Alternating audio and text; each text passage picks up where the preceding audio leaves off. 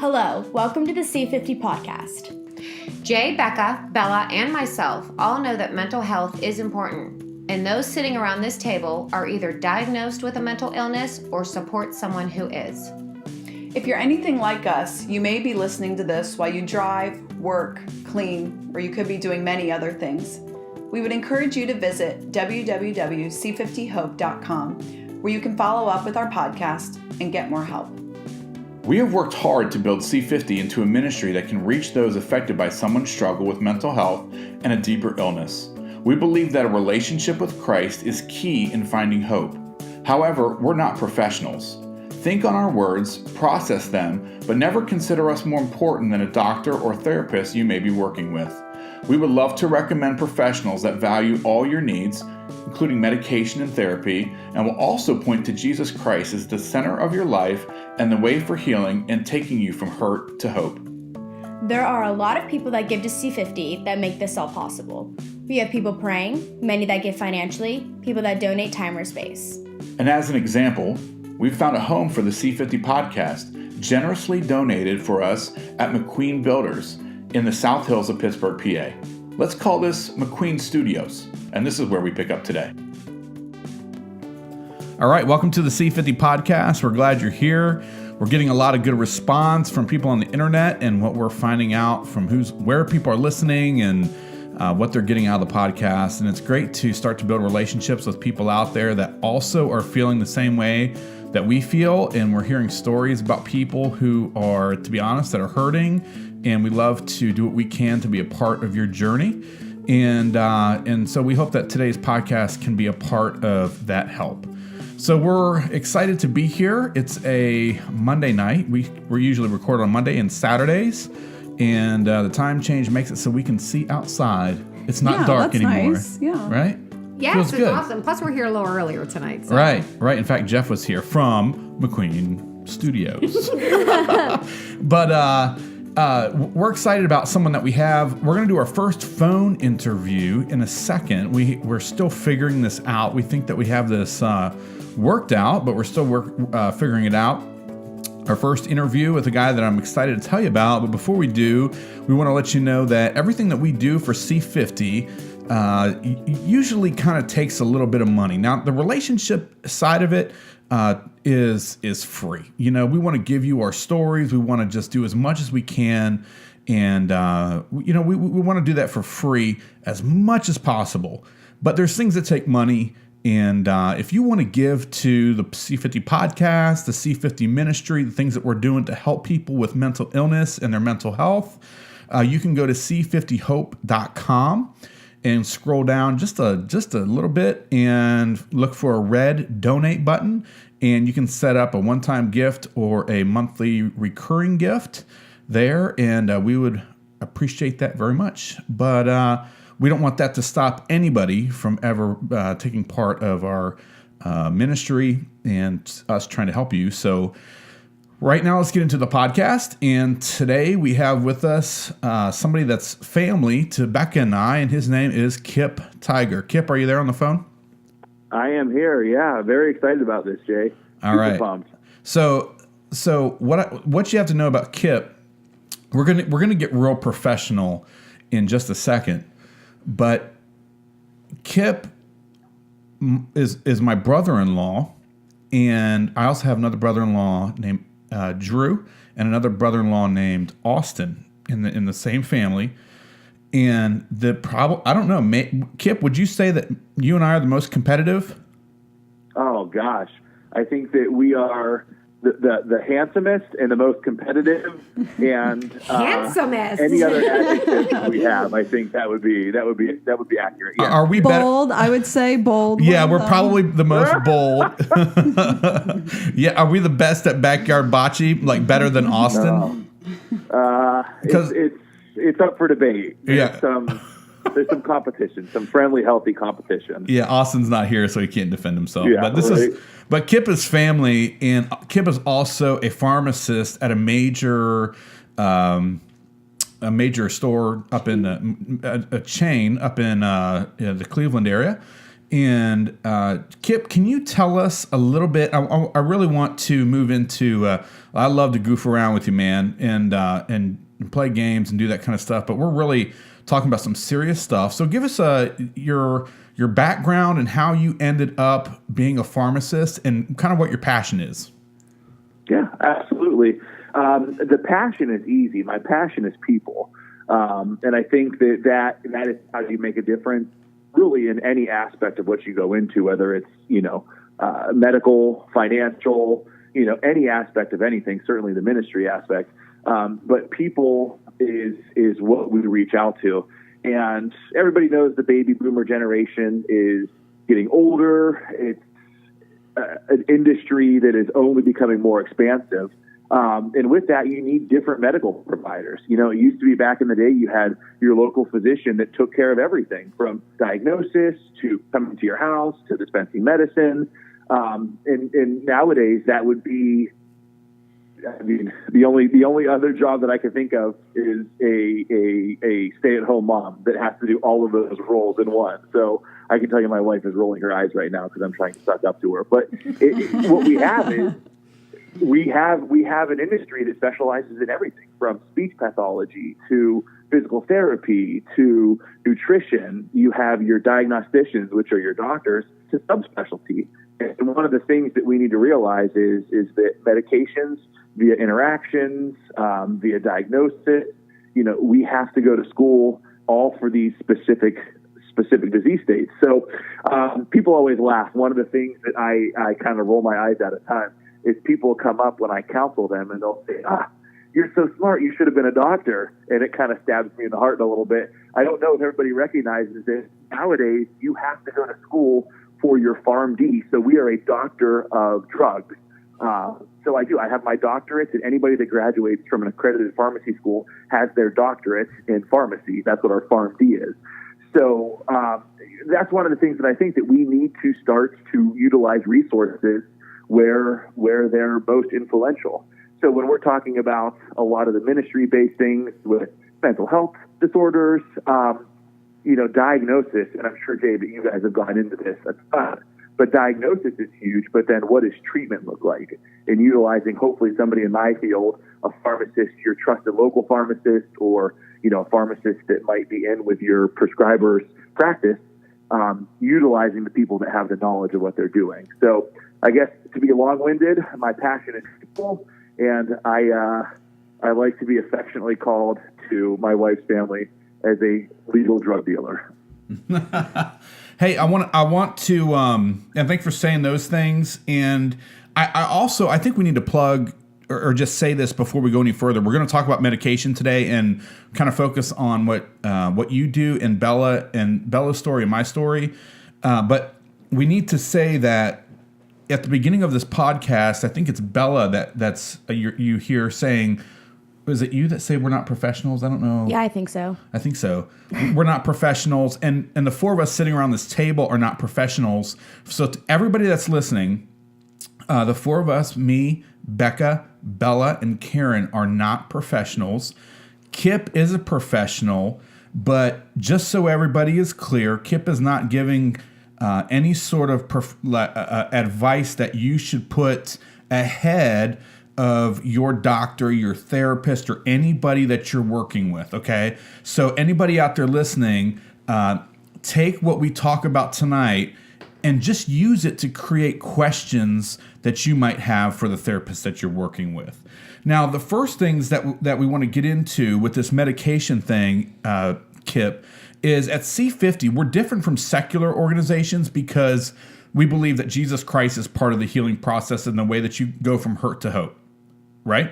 And I love it. Yeah, and so what's really cool too is that we're different from some Christian organizations because we do believe that medication and therapy can be used as a way to getting from hurt to hope as well. Like it's just part of the game plan and the process of getting better if it's needed. My first question to you, Kipp, is when do people start to get issued medication? Yeah, very good question. That is an answer that really has no defined or a question, I should say, that has no defined answer. It depends on where you're at in your journey. We have over-the-counter medicines such as St. John's wort, ginseng, the things that do work and mimic a lot of our, selective serotonin reuptake inhibitors, some of our most common antidepressants.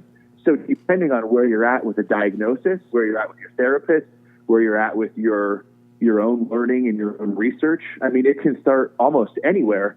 But normally, in the traditional route, it starts with the diagnosis or the concern of a problem, whether it's depression, whether it's anxiety, whether it's family members or those closest to you that have identified a problem with you, and then reaching out to a licensed medical professional. And then the diagnosis is oftentimes huge because that's how you start treatment. So I guess, again, depends on where you're at, but it's normally identifying a problem and then talking it over with your prescriber to fit a treatment need. So, Kipp, this is Karen. So I have a question, something that you stated just a couple seconds ago. So Bella, as most of people out there listening know, Bella's diagnosed with a panic disorder. Bella, when she was 12, she was initially put on fluoxetine, which is the generic, you're going to correct me because I know I'm not going to get this right, but it's the generic version of Prozac. Am I right? Yep. Correct. You nailed it. Absolutely. Perfect. So, but back before we got Bella on medication, not sure if you listened to Bella's podcast, but I'm going to be honest with you, Kipp, I was totally against it, right? I thought Bella could kind of do it on her own. But you mentioned St. John's wort. So that's interesting to me because that's actually, a supplements, like an over-the-counter type thing that I actually researched and looked into to see if that was a plausible option for Bella before putting her on medication. So just, if you don't mind talking for just a little bit, because I'm sure there's some parents or people out there listening, there are so many supplements that are out there. And a lot of people may question, well, should we try different supplements first before we look at medication, especially if it's something for, say, anxiety or a panic disorder. What's your thoughts on that? Well, that's an awesome call out for this. I think that depending on the pharmacist or the medical professional that you talk to, they're going to have differing opinions. To me, the supplemental industry is a little bit like the Wild West. It's regulated by the FDA the same way that it's regulated with food. So it's a food substance, which means it does not have to meet a purity standard. So any over-the-counter that they have just has to maintain a stamp that it is not dangerous via a poison or a toxin or things like that, but it's not liable to meet any kind of purification standard. So as silly as this sounds, you could be taking wood chips labeled as St. John's wort because as long as it's not a toxin, you don't know necessarily what you're getting. Well, that's interesting. So then I'm assuming there's different companies that are out there. There are. And then you could, like I know for, just to put it, we were looking into the standard process line of supplements. That's the ones that we were really looking into. And I know there's a lot of different supplement companies out there. I'm sure you can research them. People listening, I'm sure you can. Are you able to research on the internet and find out that information, what's really actually going into these supplements? There are. And I shouldn't say that. There are obviously very reputable and ethical supplement suppliers. One of the things that we do is we self-regulate in the field because everybody knows that this has potential to be a problem. So if you are concerned about it, you look for the USP seal, and what that does is they stand behind a maker that says this is the purity to a specific organization or to a specific medication, and they hold that gold standard. So there are very reputable ones. It all comes in a totality of making sure that you disclose things with your medical practitioner and that you do research before you put anything in your body. So is that something then you would recommend people that want to, say, explore the supplement route before they look at medication? That's something you recommend they get with their primary care physician or somebody to really look into what supplements are good quality supplements? Correct. Okay. I think people tend to think that, because it's natural or it's homeopathic or it's of the earth, it won't have interactions, and that could not be further from the truth. A lot of the medicines that we have today are based off of the same chemical structures as what is occurring in nature. Red rice yeast, was the precursor to all of our cholesterol medicine. Bark from the salicylate tree is the precursor to aspirin that we have today. So a lot of these medications that are supplements have drug-like principles that will interact with the body, which means we should not understate the benefits and the concerns that we have in taking supplements. That's interesting. Very because much so. That's interesting because obviously a lot of people, they go to their doctor and they're prescribing medication. But when it comes to supplements, honestly, people can kind of self-prescribe. They can kind of just say, I think this is going to work for me. So you would highly recommend then, if they're even considering starting a supplement, if they don't, if they haven't seen their primary care physician, to get with their pharmacist, and their pharmacist would be able to answer these questions as well then.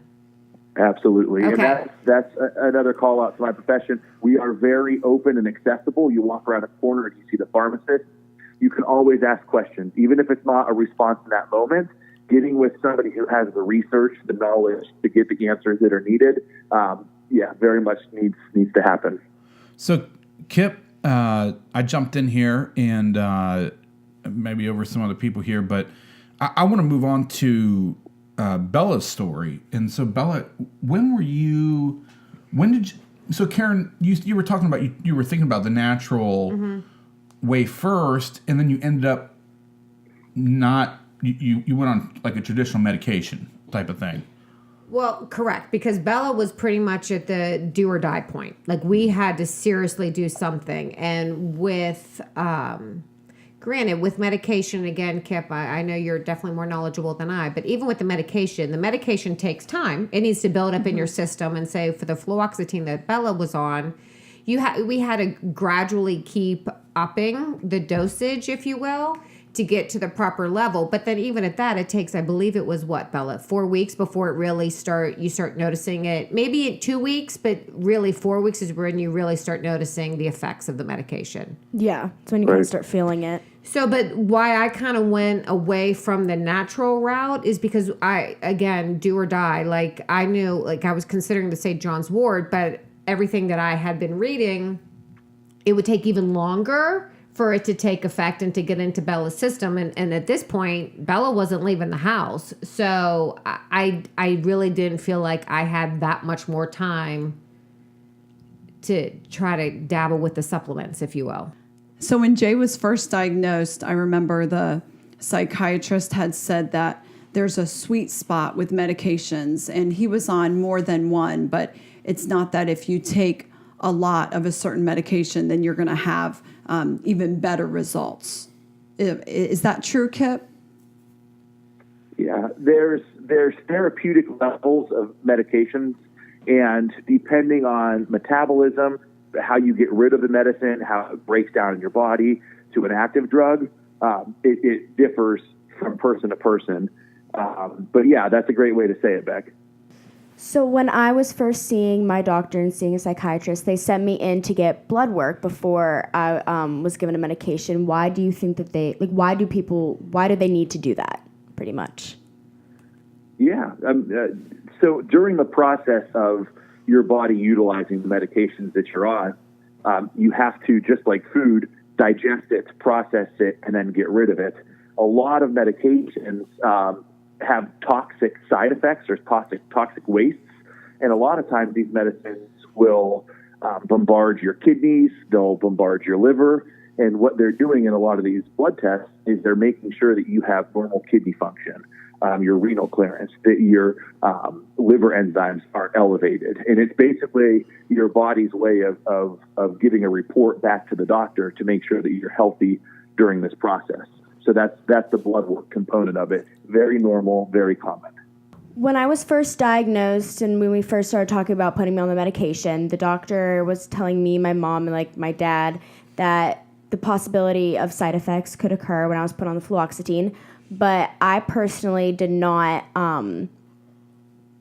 receive any of the side effects. I mainly got them after I was being taken off the medication. I just kind of dropped into like this really deep depressive state. So I was just wondering what's normal for like side effects and like how that kind of varies person to person. Yeah, it very much does vary person to person. Side effects are listed usually in the ratings of how common they are. So 50% of people may have constipation or upset stomach and a certain medication. Ultimately, when you take a medication, you're looking for a desired outcome, and that would be a positive side effect of the medication. Specifically, Bella, to your case, when you stopped taking the medication and depression worsened, your body was telling you that you needed that medication to help supplement some of the neurochemicals in your brain to support the reason that you were taking the medicine. So side effects vary a ton, and you treat them whether if it's beneficial, the risk versus the reward aspect of it. But side effects are definitely a scary aspect of medicine. So if I could jump in just talking about that for a second, like what Bella said, she had side effects and she went into a depressive state when we were weaning her off the medication, because it wasn't like we did cold turkey. Nobody should just get off their medication cold turkey. So we were completely weaning Bella off her medication. They're laughing at cold turkey. I'm totally with you, cold turkey. I know that. Showing my age. Okay. All right. Where was I? Hold on. Okay. Bella's never heard of cold turkey? No. All right. Let me change that then. Okay. So a question I have, Bella, obviously, as she mentioned, she had side effects. She very much got into a deep depressive state when we tried weaning her off her medication. My question is, though, is that obviously we're like, okay, this isn't a good time. We can't do this. So we started slowly putting her back onto the medication, which she never completely got off of it. We just started then increasing her dosage again. My question, though, is, then we waited and she stayed on the medication for like, say, another 9-10 months. And then we tried it again and she was able to get off the medication at that time. So why at one point in somebody's life are they not able? They have horrible side effects trying to get off that medication. And then why is there times then like a year later, we didn't really have any of those side effects? Like what would have been her hormone levels? Like what would have contributed to that makes such a difference? Yeah. And a lot of it does. You hit the nail on the head there is our body compositions are changing on a daily basis. Mm-hmm. When you're going through this in a prepubescent, post-pubescent child, chemicals, neurochemicals, hormonal chemicals are all changing on a daily basis. Situations at school, environmental aspects, all of that is changing. So, and that's, I think, the exciting thing is just because you're in a current circumstance or a state today doesn't mean that is your current circumstance or state 10 days from now, a month from now, a year from now. So it's always good to evaluate on a daily basis. Kipp, so does that mean, can you just quickly answer the question? I think it's later on down in our questions for you. But are you saying then that if you find the right cocktail, which is a phrase that I think is pretty common, at least in the community that I'm in, of kind of finding the sweet spot of all the medications that you're on, and maybe it's not forever, it's just for a time, but are you saying that might change then, and you have to go back and then continually tweak your medication? I do. I think that while something may work now, that is a stage of life. That is just one aspect of where you're at. Circumstances, life ebbs and flows and creates challenges, and you have happy days and sad days. So what may work for a long time might not work for a long time plus a day. And I think that is the importance about reevaluating your life, reevaluating with your therapist, with your prescriber on a daily basis to see where things are. Even if nothing has changed, your body has changed. I think that reevaluating is huge, and not being complacent on your current regimen, but also if you're feeling happy, don't change things for the sake of changing. Kipp, I want to ask one more question, then I'm going to let Karen jump in with something that she wants to say. Going back to the side effects, Bella didn't have any side effects with her medication, which was awesome. For me, I went through a million different medications and changing the dosage, and now what I think I'm on lithium, Latuda, and Depakote. Yeah. Kipp knows. I didn't Yeah, even because know. I'm in the system where you work. So, yeah. Nah, Jay, you're my brother-in-law, and I care about you, bro. Oh, there you go. There you go. Yeah, Depakote, Latuda, and lithium, and then 2 anxiety medications. But one is regular, one is as needed. Does my little question here real quick is do psychiatric, this is just a weird question, is psychiatric drugs, medication, I know that messes with, it just is tweaking the chemicals in your brain, right? And so, Correct. so like I have these side effects that are nuts. Like Becca can attest to this, but like I sit up in bed, and I've done some research into night terrors, but like before REM sleep kicks in, like I'll go to sleep, but before REM kicks in, I'm in sort of a weird state of sleep, they say, and then I wake up, I scream, I swear that there's somebody in the room, and I'm pointing at them, and Becca's like freaked out. And sometimes, like one time, I kicked a window out because I thought somebody was poking a gun in at us, and I mean, it's been like craziness, and like I'm jumping around the room, and then Becca's dealing with that. Does some of the side effects change based on the medications that you're taking, as opposed to like a blood pressure medication that you used as an example a minute ago? Yeah. Each medicine interacts differently based off of the medicines themselves. So you are just as likely to have interactions with an antiarrhythmic and a blood thinner that could cause dramatic harm as you would to be on 2 antipsychotic medications or a mood stabilizer and an antidepressant. One of the things that we're exploring more, and I hope that we get rid of the guinea pig, is genetic mapping. So in the future, we'll be able to see your genetic components and see Bella's genetic components and say, hey, based off of this genetic mapping, the worst medication we can give you is this, and the best medication we can give you is this. So that patients taking these medicines aren't subjected to the extreme ups and downs and the side effects of this. So yes, everything interacts, Jay, and depending, unfortunately, right now, the results of what you're seeing, that's how you know. And when we do genetic mapping and testing, we should get rid of some of that ambiguity and variability. Cool. So I have a question. This is Bella talking, and I have a question about prescribing medications between like someone that has, say, like a physical struggle or a mental struggle. Is there like a difference between when you prescribe the medication and how you give the person the medication? Like, is there like a difference between how you look at that situation? So let's say that one more time, hon. You were cutting out every other word. You're so faint and soft-spoken. When you prescribe someone that, say, has a physical impairment or has a physical problem, like say like you said, blood pressure, or say someone that needs an antidepressant medication, or say that someone needs an antipsychotic medication, do you treat that very similar, or how is that, like, do you treat prescribing them the same or similar, or how does that kind of work? Yeah, that's the determination by the medicine company and the FDA. They're called different indications. So when you look at a medication like Prozac or fluoxetine, it's used and was originally prescribed for depression, to be an antidepressant. When you look at the handbook that gives out recommendations for things, it's also used as a general anxiety disorder. It's used for post-traumatic stress.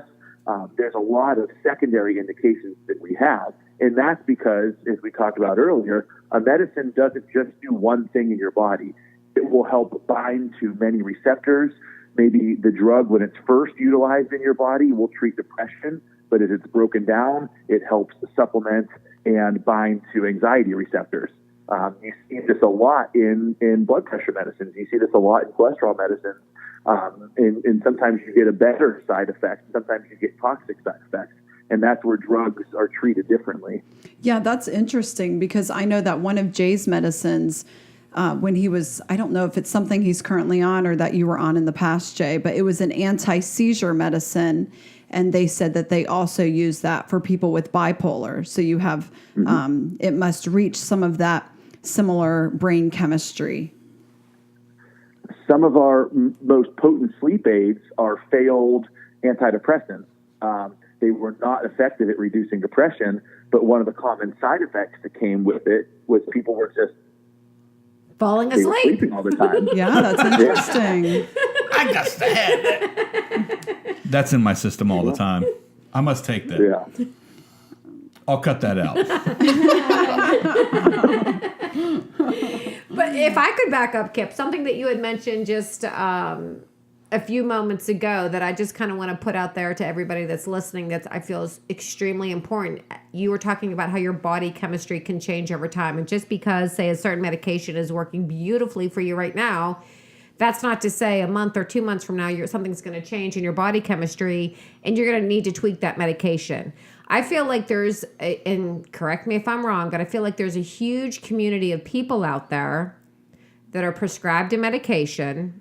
I feel like there's so many people that honestly, this is just my opinion, are overly prescribed, but they're prescribed a medication and then they never really go back to their doctor and they're just on it forever, if you will. So my question is, these people, they're just kind of riding this wave and maybe they necessarily don't no longer need it. So they do need to stay in touch with their physicians that prescribe this medication. But something else I feel like people do is they don't stay in contact with their doctor. So maybe they start to slip a little bit and they don't even realize it until it's almost like they're too far gone and then they're in a really bad spot because they weren't staying in constant contact with that physician that prescribed that medication. Yeah. Yeah. Well, and circumstances happen too. You lose your insurance, your doctor retires, you move states, you don't have a prescriber. So instead of reevaluating on a daily basis just because you're complacent, you lose touch with your primary care physician, you lose touch with your therapist, and then you're forced out of whatever medication is working for you. I think it's a very dualistic parallel that you either have some people that stay on it and play good soldier, and you have people that aren't compliant or adherent because of a litany of things. So I guess the sweet spot is right in the middle where you're constantly reevaluating, you're constantly scrutinizing the medicines that you're on in a healthy and safe way. Okay, we're going to rapid fire some questions to Kipp, and it's kind of all about one topic or coming from some experiences that I've had that I just found so common, Kipp. There's so many people that, let's just say they finally go to the doctor, which, and you, everyone here knows that there's people that don't want to do it. But let's say that people finally go to the doctor and they get medication and then they get home and Kipp, how many times have you heard this? Well, I took my medication for 2 weeks but didn't feel any different, so I'm just not taking it anymore. Or, I take it when I need it, or I take it every other day, like no sense of consistency, no sense of what Bella was talking about a little bit earlier, like kind of ramping up to full strength and whatnot. What can you tell somebody out there that just feels that way? Like, well, I don't feel the same when I'm on it, and so I'm not going to take it regularly. What's so bad about that? I think that there has to be a clear definition of what is a chronic medication and what is an acute medication, or as needed is what it's often referred to as. And there are differences in the two. There are certain medications that, if not taken adherently every single day, can do more damage than if not taken at all. And then there are certain medications that, based off of circumstance, based off of feelings, you would take on an as-needed basis. So I think that we have to clarify what is chronic versus what is acute. And one of the things that we see in practice is in the government is honing so largely on this is adherence. When we've identified a chronic medication, what is our adherence level? What does that look like? Because the reason you take a medication is to fulfill an obligation to your body, whether it's to stop a disease, to lower blood pressure. Adherence is such a huge factor in making sure that it's taken correctly. Absolutely. Okay, Kipp. So something that we talk about a lot on all these different podcasts is, and as Jay had mentioned it, obviously we are not against medication. Obviously, Jay and Bella are both on different medications. But we also wholeheartedly that you need medication to be a part of your package, if you will. Like you need to make sure you're incorporating therapy and, maybe some other items that seem to work well for you. So what's your thoughts? Because there's a lot of people that maybe they just go on medication and they're like, okay, I'm good. But they don't really get with a therapist and work on different coping mechanisms and things that can help them also further along with their mental health concern or their mental illness. What's your thoughts on people just, taking the one road and not, looking at many different things that are out there and available to them? Yeah, I think one of the things that we do, we don't put it in an easy to think about process. So how I always compare it is a broken arm. If you have a broken arm and you can see that your arm is broken and you just take a painkiller, you're very much going to have a broken arm. If you don't get your arm set, you don't put it in a cast, you don't do the physical work to repair your arm, it's never going to heal. I absolutely love that. Not to jump in, but that is awesome. Because people don't, whenever you're talking about the brain and mental illness or mental health, people seem to not be able to connect the relation, how it is the same if you had a physical ailment, like you just said, a broken arm. And that example you just gave was awesome. It's a simple example. And people think two stigmas that come with mental health is that they're the only person that has this situation and that it can't be fixed.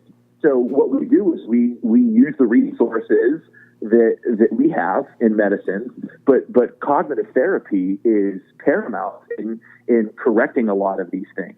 What is an underlying issue? What is the root cause of all of this? And if you can treat with medication, your arm may not hurt when you have OxyContin, 80 milligrams. But guess what? Your arm is still broken. The same thing happens in mental health issues, is that if you're not addressing the root cause, medicines can help mask that and help sedate you or help get you through the daily grind, but you're still not addressing the circumstances that are causing those issues. But that's not always the case, too. There are certain things where you can never fix something, and that's where we look at chronic diseases. It's how do you deal with it? How do you progress? How do you cope? And how do you have a good structured regimen that you work through? Okay, so I see like in magazines just medications coming out all the time, and it seems like that a lot of people are taking medicines, and obviously many times it's legitimate and it's been helpful for Jay. But as far as drug companies and their motivation and all this, I just have, I don't know, I'm just wondering about that, Kipp. Can you shed some light on that for us? Yeah, absolutely. If I'm not mistaken, and I could absolutely be wrong, I believe the United States is one of 2 countries in the world that allows drug companies to advertise for medicines. And it's not a bad thing if it promotes conversation. It is a bad thing if people are led by these conversations through advertisements. But the nice thing about it is that most of the research and development comes through the United States. We are funding a lot of the medications that are being developed right now, which is amazing. And that's where our FDA has a regulatory process that it has to be a new product that it works differently from a previous product. And I don't want to mince words. Newer is not always better. It's just newer. So yes, if it promotes dialogue, and I won't be, naive either. If we live in a capitalistic society, if somebody comes up with an amazing medication that helps people, honestly, they should be compensated for that, and I have no problems with that. But having those honest, relative conversations with your prescriber is what really needs to happen. Not seeing an ad in a magazine or on television should be affected in the diagnosis and the treatment of a disease. Yeah, that makes sense. Okay, Kipp, what we're going to do is we are going to kind of wrap this up with a biblical perspective. And Kipp, I'm going to put you on the spot here and ask you, is the idea of medicine, does that compete with Christ? And that's a real deep concept, Jay, which is an awesome concept to go into. I think when we look at the core root of everything that we do as man and women made in the image of Christ is for the glorification and praise of the Lord.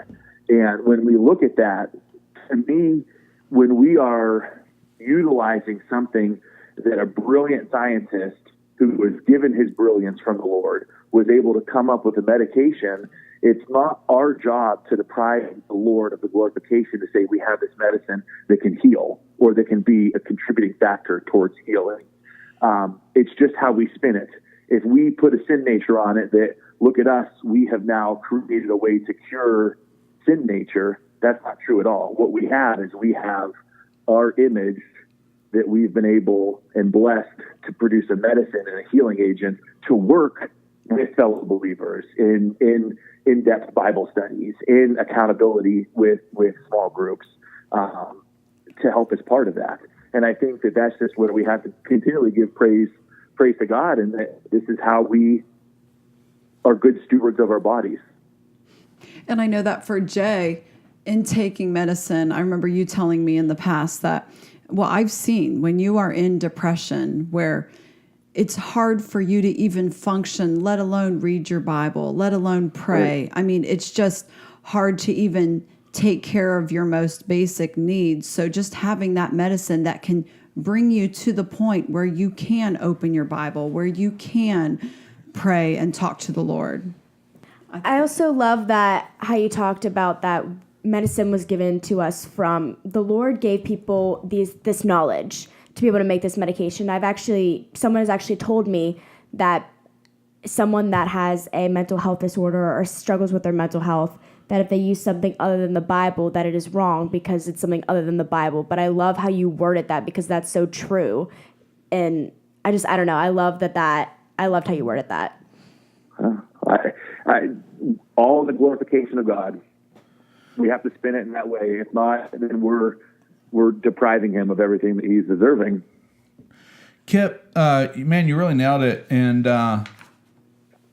most of the time that we're hanging out, we're goofing around, and to hear you talk like that is just awesome, man. Like, just love it. So, and I'm saying that as a broken individual that has struggled with his relationship with Christ, and I just love that you can speak into my life through that truth that you just said. So I appreciate that. So here's how I want to wrap this up. And this could be a whole nother podcast for the future. I've been to some crazy places around the world. I had the opportunity to be a missionary, kind of, I don't know what you'd call it, but stateside missionary. I'd fly around and I would end up in some crazy places around the world. And I remember being in India. We flew into Delhi, and then we drove up into a province. Hopefully I got my terminology right. We drove up into an area of northern India where I was the first white folk, Caucasian American. Oh, really? Yeah. I mean, the women of the village all wrapped up and hid their faces and came to look at me because I was, so different. And so, I mean, we were out, and I say that not because it's silly or, whatever. And it's interesting to us, but I was out there in the middle of nowhere, and people are walking like 7 miles for clean water. And I remember going to a church service up in this just beat up building, and it had it had this upper room, and it felt like in the Bible when you read about Jesus going to the upper room, it felt like that because it had these old stone steps, and it was just beat up, it was falling apart. It's in the middle of nowhere in India, and people would come from all over the place that were sick and that needed help. And when they prayed in India, they don't have access to medication and to hospitals and things like that. They pray expecting that what they read in their few Bibles that they have, that Jesus is a great physician, that he's a physician, that he heals. They believe that. And they have to pray expectantly. So when they have things wrong with them, they pray over them. I've seen some crazy things that we can talk about, but I just remember being up there, and this is just a really interesting time that I want to point out that Jesus Christ is a healer, And he may do that through lithium, and he may do that through a miracle. I don't know what it is. If you're in India and you find yourself listening to this podcast out in the middle of nowhere, it wouldn't surprise me if God wants to heal you. I don't know. It wouldn't surprise me if God says, hey, you know what? I'm going to use this lithium that's from the ground. Lithium is from the ground out in Arizona. Didn't they find it out there, Kipp? Where do they find lithium? Your guess is as good as mine, buddy. I have not a clue the origination of that. Yeah, well, I think it's out west, but I might be wrong. But God might say, I'm going to use this medication because God is a great physician. Mark 2 says that he is a physician. He is a great physician. So the last thing I want to say is Job 5:18 says this, for he wounds, but he binds up. He shatters, but his hands heal. And my question to everybody out there that's listening to this podcast is, do you want that? Because Becca, I don't know if Becca's talked about this on here, but you know, when you enter the surgery room, you're going in and it's going to get messy. But there's a difference between pain that is for harm and pain that is for good. And Job 5:18 says, for he wounds, but he binds up. He shatters, but his hands heal. And if you have wounds, if you are shattered, I don't know what that might be from, but if you feel that way, know that Jesus Christ is a great physician and he wants to heal you and he wants to have a relationship with you.